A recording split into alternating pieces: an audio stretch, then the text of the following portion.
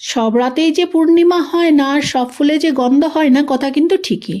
ঠিক তেমনি আমরা যেই রান্নাগুলি করি রোজকার দিনে, সব রান্নার যে কিছু নাম থাকবে তেমন কোনো কথা নেই। আমরা যারা হাউসওয়াইফ আছি তারা সবসময় চেষ্টা করি ঘরে থাকা উপকরণ দিয়েই টুকিটাকি কিছু নতুন রান্না করার। আজকে এমনই একটা রেসিপি আপনাদের সাথে শেয়ার করা। আমার ঘরে ঝিঙে ছিল কিন্তু পোস্ত ছিল না। ঝিঙেটাকে ছাড়িয়ে আমি কেটে নিয়েছি, পোস্তর বদলে নিয়েছি সর্ষে, আদা আর কাঁচা লঙ্কা বেটে। এইবার কড়ার মধ্যে একটু তেল দিয়েছি, তেল দিয়ে দিলাম পেঁয়াজটা ফোড়ন। পেঁয়াজটা একটু ভাজা ভাজা হয়ে যাওয়ার পরে কেটে রাখা ঝিঙাটা দিয়েছি, দিয়ে নুন হলুদ পরিমাণ মতো দিয়েছি, দিয়ে টমেটো দিয়ে ঢাকা দিয়ে দিয়েছি। ঢাকাটা খুলে দেখছি জলটা শুকিয়ে গেছে কিনা।